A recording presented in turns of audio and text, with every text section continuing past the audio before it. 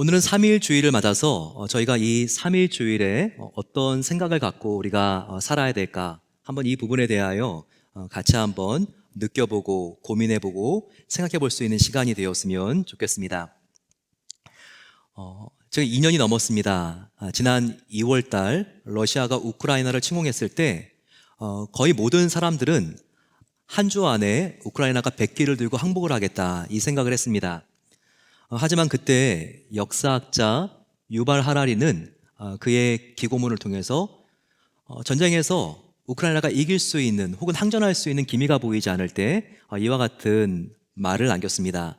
바로 그것은 러시아의 푸틴이 이 전쟁에서 벌써 패배한 이유라고 하는 글이었습니다.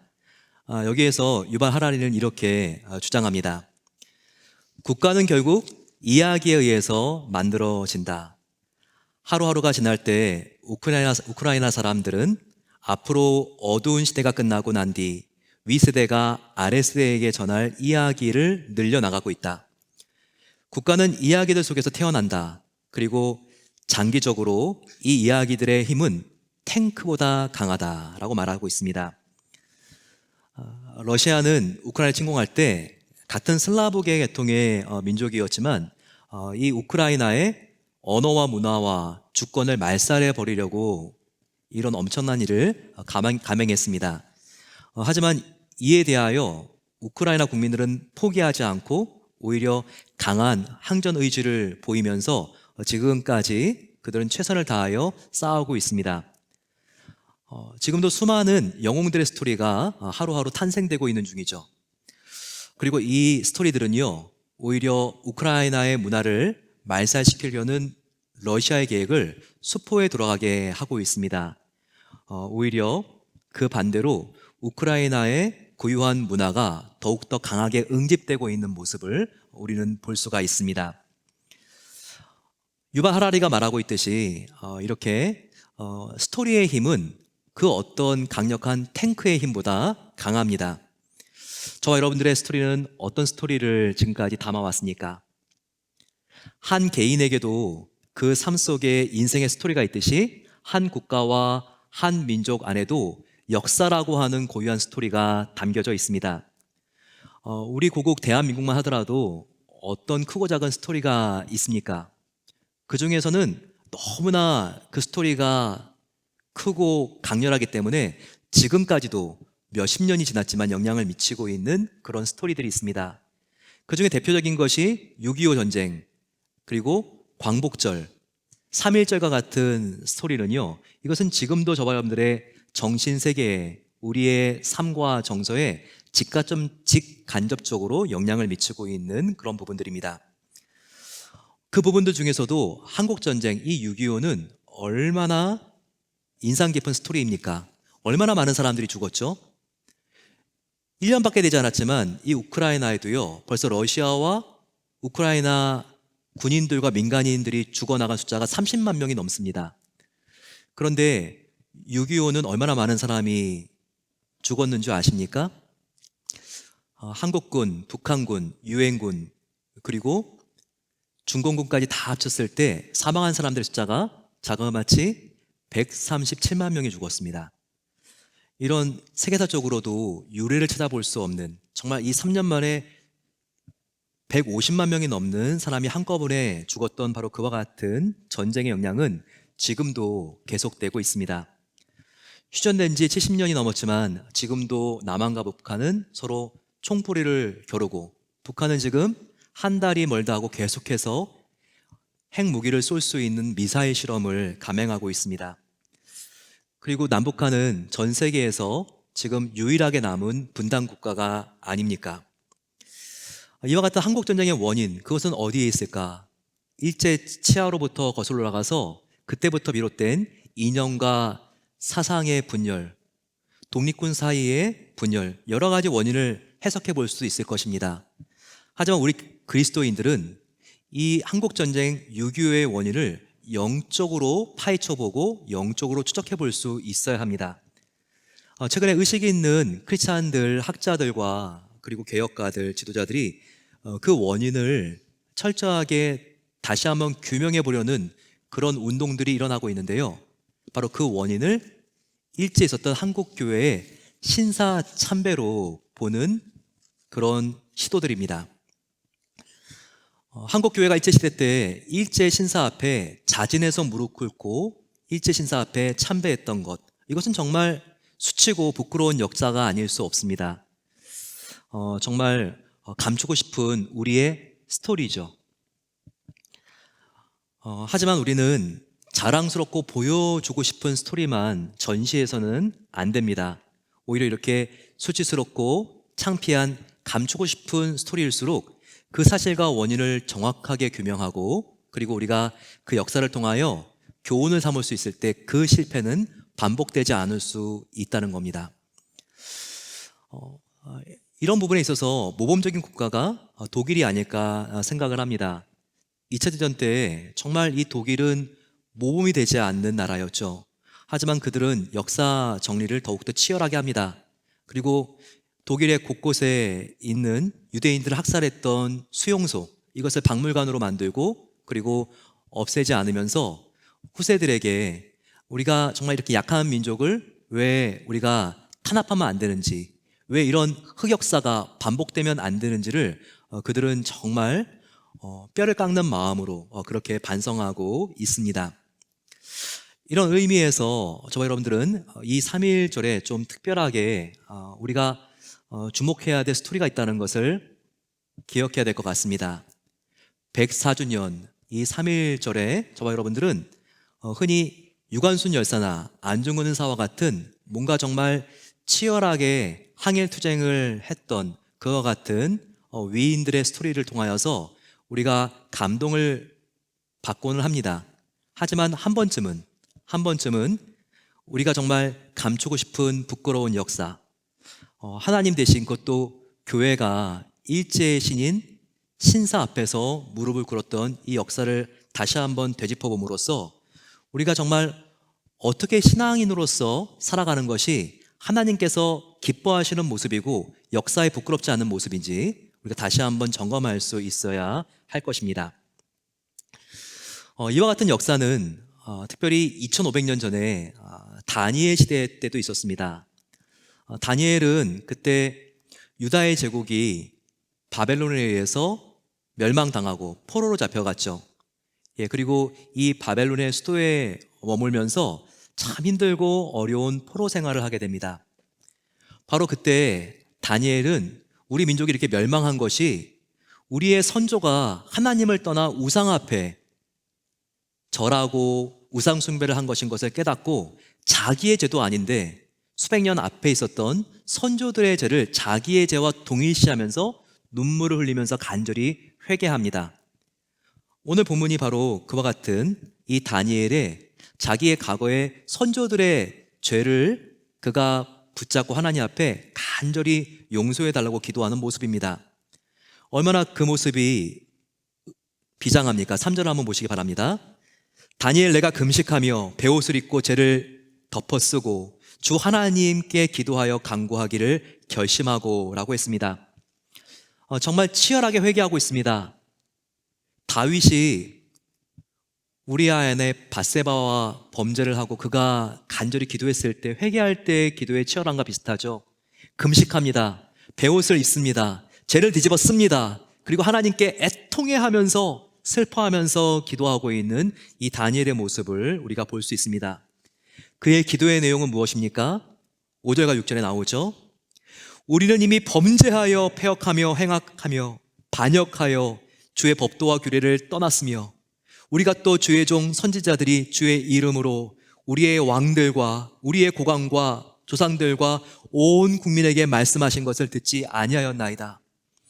하나님께서 선지자들을 통하여 말씀하셨는데 우리 조상들은 하나님 말씀에 귀를 닫아버렸습니다. 하나님 말씀을 듣지 않고 하나님의 말씀을 따르지 않고 불순종했습니다. 지금 다니엘은 자기의 선조들의 불순종에 대하여 그가 가슴을 치면서 자기의 죄라고 회개하면서 하나님 앞에 나아가고 있습니다. 여기서 우리가 느끼겠지만 놀라운 사실이 있습니다. 그것은 다니엘은 자기의 선조의 죄와 자기의 죄를 동일시한다는 것입니다. 그러면서 이 조상들의 죄가 얼마나 자기의 역사에까지 수치스러운 결과를 미치고 있는지 이것을 그가 발견하게 되면서 하나님께 더 애타게 기도합니다. 그러면서 조상들의 죄를 우리가 죄를 지었다고 그렇게 하나님께 말하면서 기도하고 있습니다. 8절을 보세요. 주여, 수치가 우리에게 돌아오고 우리의 왕들과 우리의 고관과 조상들에게 돌아온 것은 우리가 주께 범자였음이니이다. 조상들의 죄인데 그들의 죄가 아니라 나의 죄, 우리의 죄, 지금의 죄라고 그가 가슴을 치면서 지금 회개하고 있습니다. 그가 이렇게 기도했을 때 조상들의 죄라 할지라도 하나님은 사랑과 긍휼이 넘치시기 때문에 어떠한 죄도 용서해 주신다는 확신을 가지고 그가 나아갑니다. 바로 그것이 18절 말씀이죠. 우리가 주 앞에 간구하옵는 것은 우리의 공의를 의지하여 하는 것이 아니요 주의 큰 긍휼을 의지하여 함이니이다. 이렇게 고백하고 있습니다. 우리가 어떤 큰 죄를 저질렀다 할지라도 끊임없이 용서해 주시고 오래 참으시는 그 자비 하나님께서 용서해 주실 것을 내가 믿습니다. 하나님, 우리 조상이 하나님 앞에 우상을 숭배함으로 하나님을 떠나갔던 이 죄를 용서해 주십시오. 이렇게 그가 회개하고 있습니다. 사랑하는 성도 여러분, 저와 여러분들도 이 시대에 다니엘처럼 설 수 있어야 합니다. 다니엘처럼 우리의 민족이 하나님 앞에 범죄했던 이 죄를 철저하게 회개할 수 있어야 합니다. 왜냐하면 신사참배는 과거의 일 같아도 저와 여러분들의 신앙과 정신세계와 우리의 삶에도 영향을 끊임없이 주고 있기 때문입니다. 최근에 오창희 목사님께서 지금도 끝나지 않은 문제, 아직도 끝나지 않은 문제, 신사참배라고 하는 책을 쓰셔서 이 사실을 분명하게 제시하고 있습니다. 오창희 목사님은 여러 역사적인 자료를 근거해서 이와 같은 사실을 밝힙니다. 일제가 신사참배를 강요할 때 굉장히 교묘했다는 거예요. 처음에는 마치 우리가 국기에 대한 경례를 하는 것처럼 국민의례처럼 이것을 가볍게 선전하고 그리고 포장을 했다는 것입니다. 일단 이렇게 해서 한국 기독교가 신사참배에 대하여 문을 열어준 다음에는 이 신사참배가 더 이상 국민의례가 아니라 종교의식이라는 것을 강조하면서 그렇게 일제가 강요하고 한국 교회를 위협해 왔다는 거예요. 하지만 여기에 대해서 더 큰 문제는 한국 교회의 반응이었습니다. 신사참배가 얼마나 하나님 앞에서 큰 배도를 저지르는 행위인 것을 인식하고 우리가 그 심각성을 인식해야 됐습니다. 하지만 그렇지 않고 이것을 너무나 가볍게 여겼죠. 정말 손영원 목사님, 주기철 목사님 같이 일사각오의 신앙을 가지고 이 신사참배에 대하여 목숨 걸고 항쟁했던 분은 아주 소수였습니다. 대부분의 교회와 교회 지도자들은 그렇지 않고 오히려 자진해서 자발적으로 이 신사참배에 참여하는 모습을 보여주었습니다. 정말 이 신사참배는요, 계명 중에서 가장 중요한 계명인 10계명, 그 중에서도 가장 중요한 1계명과 2계명, 내 앞에 다른 신을 두지 마라, 그 앞에 절하지 말라고 하는 바로 그 계명을 정면으로 위배하는 가장 심각하고 참 고질적인 어려운 범죄였습니다.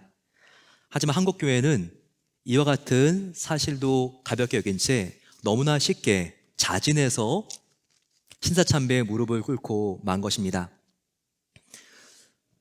역사적인 스토리를 보게 되면 1938년 가을이었습니다. 9월 12일 장로교 총회가 열리고 있었는데 이 장로교 총회에서 신사참배에 대하여 한국의 종교 지도자들 스스로가 신사참배를 하자고 함께 결의를 하게 됩니다.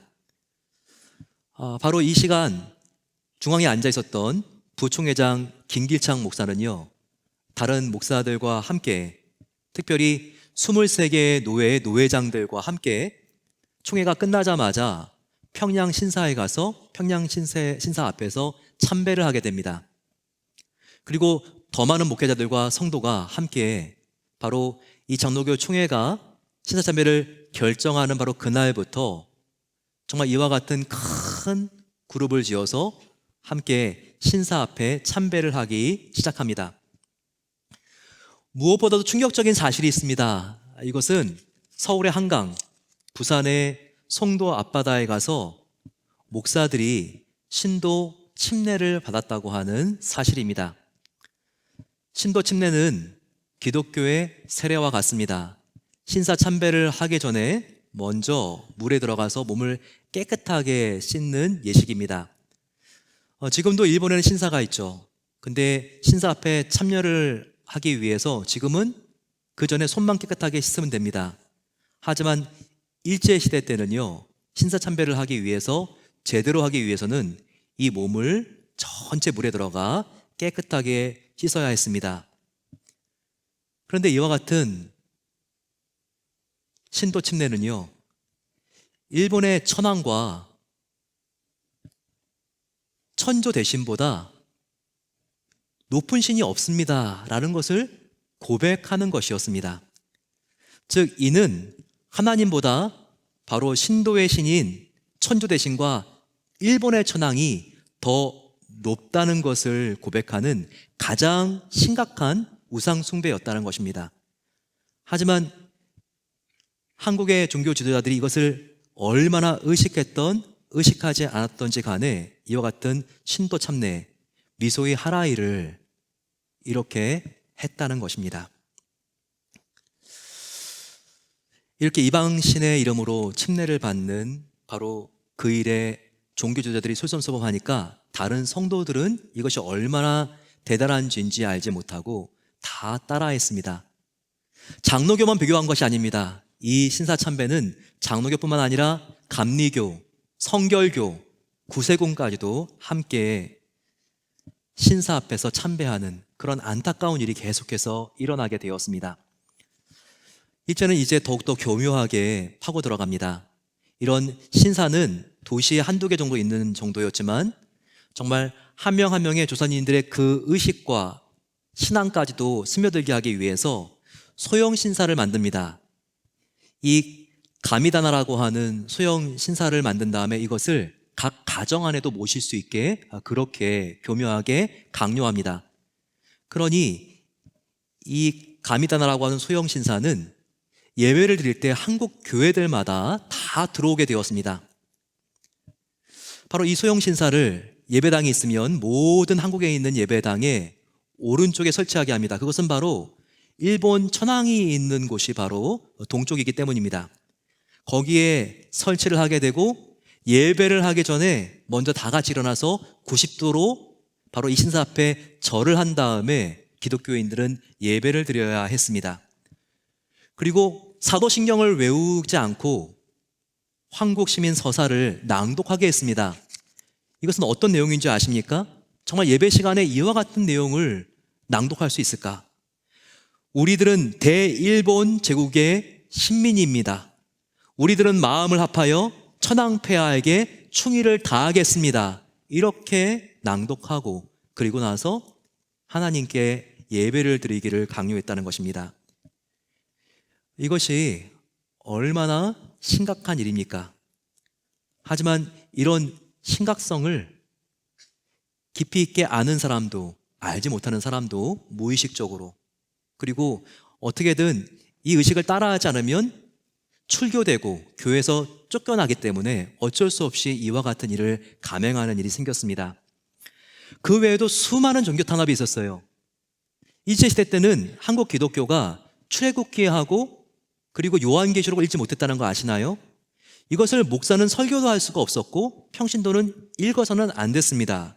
바로 그 이유는 출애굽기가 이집트로부터 이스라엘 민족들이 함께 해방되고 독립해 나가는 바로 그 이미지를 보여주고 있기 때문에 민족주의와 해방의식을 부추긴다고 바로 이와 같은 책은 성경 안에서도 읽지도 못하게 한 것입니다.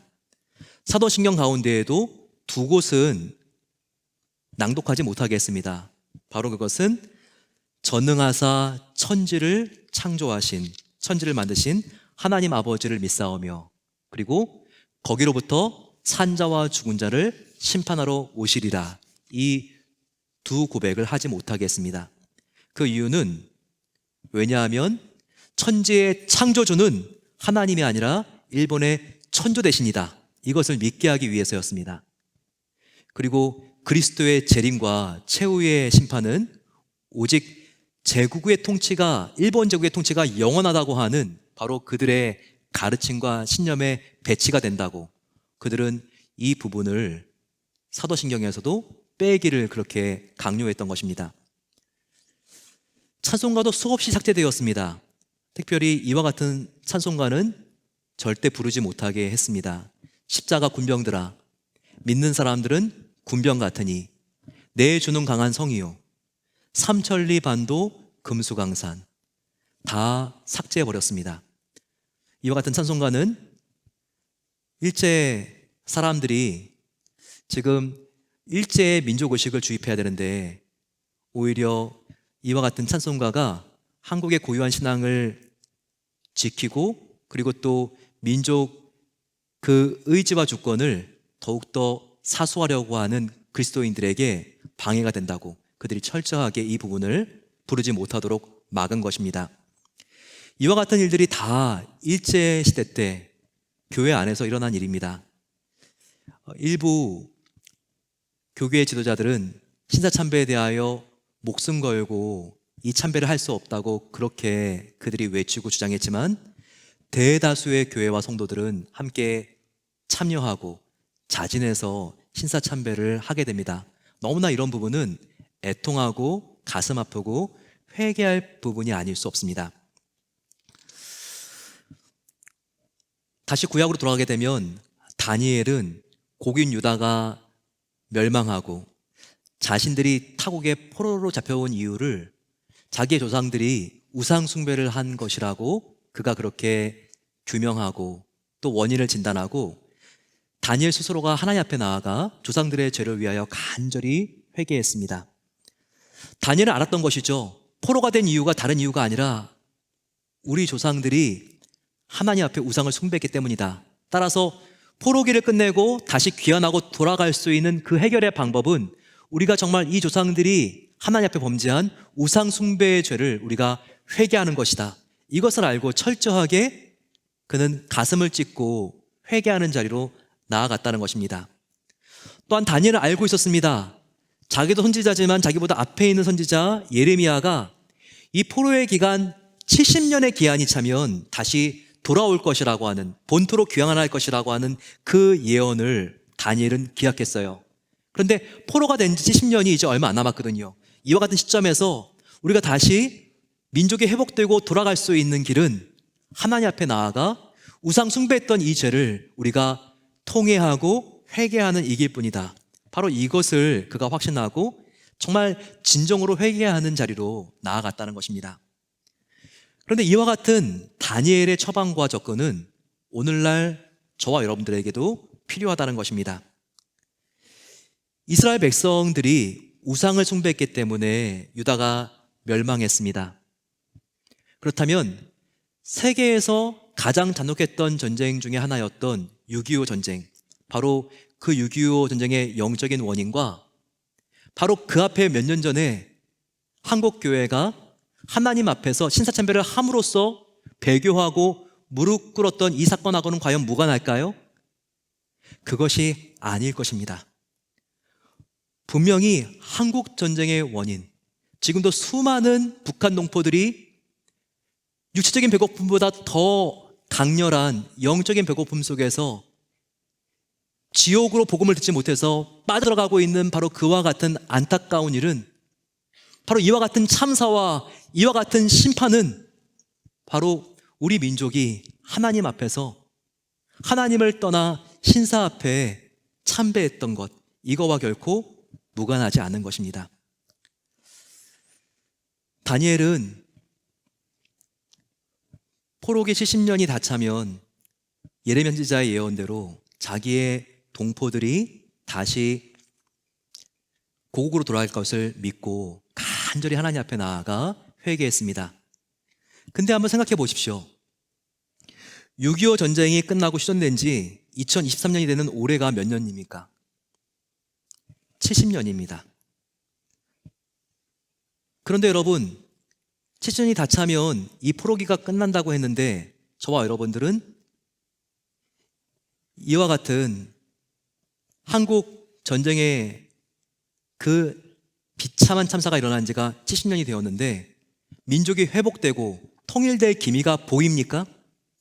저는 가만히 뉴스를 보게 되면요, 지금처럼 남북한이 대립되어 있고 지금처럼 통일이 될 것이라는 희망이 보이지 않는 그런 시기가 없었던 것 같아요. 그럼에도 다니엘은 그 포로기의 가장 지독한 어두움 속에서 70년이 되면 우리 민족이 회복될 수 있다는 믿음을 가지고 간절히 회개했던 것처럼 저와 여러분들도 남북분단이 영원히 지속될 것이 아니라 우리가 정말 하나님 앞에 간절히 기도하면 하나님의 연한이 찼을 때 하나님께서 다시 우리 민족이 회복되고 통일될 수 있다는 그런 희망을 가지고 다니엘과 같이 회개의 자리로 나와야 된다는 것입니다. 저와 여러분들의 죄가 아닐지라도 우리의 조상들이 지은 신사참배라고 할지라도 우리가 정말 그 아픔을 나의 아픔처럼 다니엘처럼 끌어안고 하나님께 간절히 회개하는 그와 같은 역사의식과 신앙의 양심이 있어야 한다는 것입니다. 또 하나 중요한 것이 있습니다. 바로 그것은 과연 저와 여러분들은 오늘날을 산다고 신사참배가 끝난 지 벌써 80년이 넘었다고 저와 여러분들은 지금도 이와 같은 죄로부터 저와 여러분들은 자유롭습니까? 우리의 삶 속에서 우리가 참배하고 있는 신사는 과연 없느냐는 이 말씀입니다. 우리의 삶 속에서 또 우리의 가정과 우리의 교회와 우리의 일터와 우리의 민족이 하나님보다 지금 더 높이 위치해 놓고 하나님의 다스림을 받아야 되는데 지금 이와 같은 하나님보다 더 우리가 마음을 쓰고 있고 또 우리가 하나님보다 더 의지하고 있는 것들, 바로 그것을 우리가 분명하게 인정하지 않으면 그것은 언제라도 오늘날의 신사가 될 수 있고 그리고 오늘날의 하나님을 정면으로 도전하는 우상이라는 것을 우리는 기억해야 된다는 겁니다. 과연 하나님보다 우리 삶 속에서 높아진 것은 무엇입니까? 2차 때 한국 교회에 십자가와 소형 신사가 나란하게 걸려 있었던 것처럼 지금 우리가 하나님과 함께 섬기고 있는 우리의 우상은 무엇입니까? 그것은 하나님보다 높아져 있는 것, 하나님보다 지금 나의 마음에 더욱더 큰 비중을 차지하고 있는 것, 정말 그것은 그 생각만 하면 하나님은 온데간데 없어지고 나의 마음이 염려와 근심으로 덮이는 바로 그것, 바로 그것이 무엇입니까? 그것이 돈입니까? 그것이 이 세상의 지위입니까? 그것이 자녀입니까? 그것이 나의 건강입니까? 그것이 나의 안정된 삶입니까? 그 자체가 나쁜 건 아니에요. 하지만 그것이 하나님보다 더 높아져 있을 때 바로 그 위치에서는 이것이 우상이 될 수 있다는 것입니다. 이것들이 목적이 아니라 하나님께 영광을 올려드리는 수단에 불과한 것들인데 어느새 이 수단이 목적이 되어 있다면 이것은 틀림없이 우리가 회개해야 합니다. 그럴 때 우리는 이 우상들에 의해서 끌려다니고 그리고 우리가 목이 메이는 것이 아니라 이 우상의 다스림으로부터 벗어나서 우리는 진정한 자유와 평안과 담대함을 누릴 수 있습니다. 지금도 늦지 않았습니다. 하나님께서는 우리가 진심으로 회개할 때 우리에게 새로운 소망과 희망을 보여주시는 하나님이십니다. 그리고 우리가 간절히 기도했을 때 그 죄는 하나님이 기억도 하지 않는다고 말씀해 주셨어요. 요한일서 1장 9절 말씀입니다. 우리 같이 한번 읽어볼까요? 시작. 만일 우리가 우리 죄를 자백하면 그는 미쁘시고 의로우사 우리 죄를 사하시며 우리를 모든 불의에서 깨끗하게 하실 것이요. 하나님께서 우리 개인이 회개할 때 우리의 죄를 기억도 하지 아니하시고 깨끗하게 해주신다고 약속해 주셨습니다. 우리 개인을 넘어서 민족이 간절히 하나님께 기도했을 때는 어떤 결과를 주십니까?